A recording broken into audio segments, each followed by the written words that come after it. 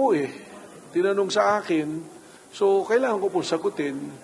Dahil kung hindi naman natin sasabihin, ang publiko sasabihin, tinatago natin yung mga investigasyon, ano po. So kailangan po nating ipaalam.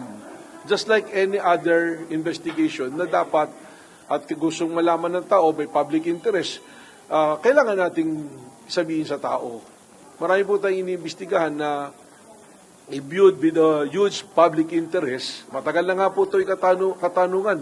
Katunayan, this is a subject of a Blue Ribbon investigation by Senator Dick Gordon. Siya yung namumuno noon. Na ito'y nahinto. Hindi nagkaroon ng Blue Ribbon Committee report. So, siguro may interest yung publiko kaya may nagtatanong sa atin. Ano po? Sir, kung may, sorry po, last naman, kung may gano'n na pananawin, isang senator, judge, are you ready, sir, to face that possibility, ang ma-contempt, bilang kayo ay haharap next week, bilang testigo? Well, ano po ba yung mga rason sa contempt? Dalawang bagay yan, direct saka indirect. Wala naman po akong ginagawa yatang paglabag. At again, ulitin ko, lubos po ang paggalang natin sa Senate Impeachment Court, including its members. Ano po. Sa totoo, nakapagtaka dyan, yung pong mga judges natin, they have to exhibit the impartiality, yung pong called neutrality and impartiality of a judge. Dahil wala pa naman po, naglalabas pala ng ebidensya. Mas nakakatakot nga po para sa aking testigo dahil parang may pagbabanta na nga ng contempt sa atin. Pero again, ulitin ko, tayo po ay kinuha based on the pre-trial order na testigo para sa prosecution at sa depensa. Ano ibig sabihin mo nito? Ang atin pong ilalahad dyan kung ano ang naging pong findings po ng National Bureau of Investigation sa usapin po ng impeachment, particularly on the issue of great threat and inciting to sedition. Sir, noong 2021 na-dismiss ng Ombudsman yung case against Vince Dizon, Secretary Vince Dizon, about the 2019 Southeast Asian project. Ano pong, will it affect this case? Well, magkaiba po yun. Alam ko po yan. Kaya nga nagulat ako na binabanggit yung pangalan ni Secretary Vince Dizon dito.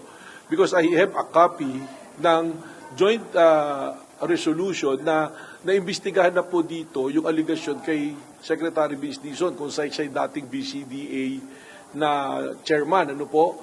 So, na-clear na po siya ng isang investigating body which is ang Ombudsman. Kami naman po rito, mag-iimbestiga rin and we'll do a referral. So, fact-finding po yung gagawin natin. Ano ba yung fact-finding natin dito? Yung PSCOG nga, dahil hindi siya nasubmit sa audit.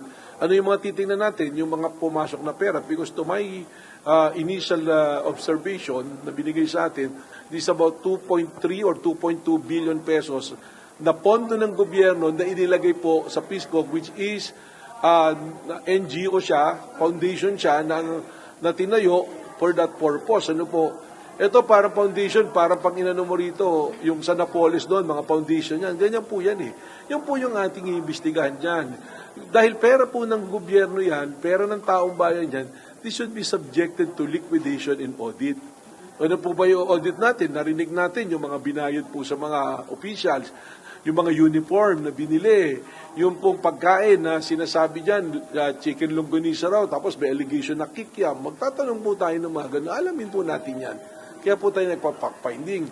Para sa akin nga, katunayan, hindi nga dapat na nagagalit yung mga malalagay sa investigation. Kasi fact-finding, this is the opportunity na ipaliwanag at masagot. At kaya natin pinapaalam sa publiko dahil gusto natin ng publiko magkaroon ng kaalaman sa pangyayari para hindi nagkakaroon ng speculation at pagbibintang.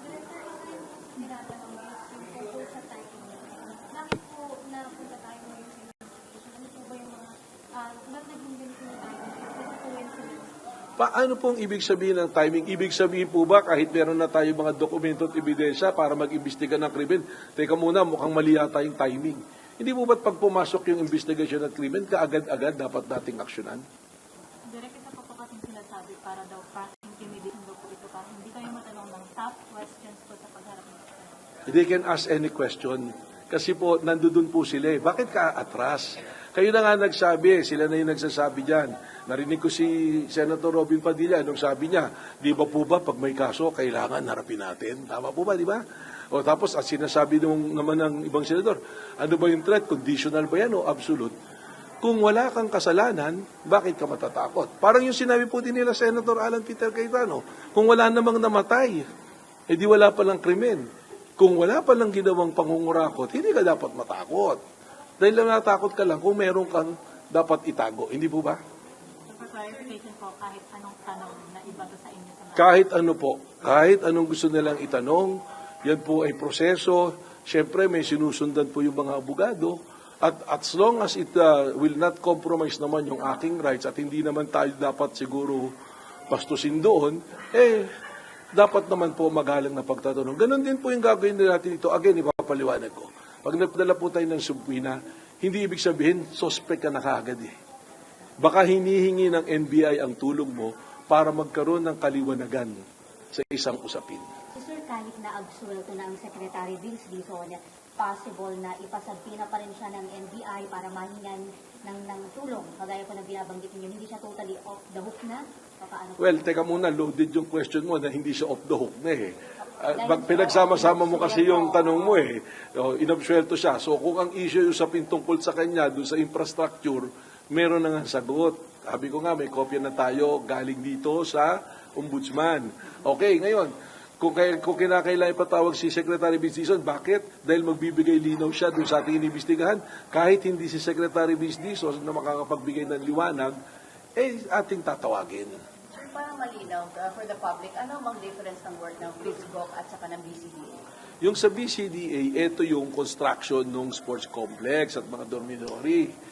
Yung sa PhilSGOC, at tinitingnan natin dyan, yung mga ginawa, uniforme, yung sa officiating, yung mga allowance sa mga atleta, pagkain ng atleta, yung mga travel tickets. Yan, kasama yan kasi may mga sinasabi rito, yung may mga travel agency na mga hindi pa nabayaran. May mga allegation pong gano'n. Hindi ko sinasabing hindi binayaran, sabi ko may allegation. O yung kaldero, hindi ko alam. Tatanong natin yan kung kanino ba talaga yan, kasama ba sa BCDA yan o sa PhilSGOC ba yan. Kaya po tayo may fact-finding. Sir, may time na ba kayong kailan kayo magpapatawag ng mga resource person for that, yung mga dating opisyalis ng PhilSGOC at ng BCDA? We're coming up with a list para sunod-sunod na kung sino yung ipapatawag. Baka sabihin yung timing na naman.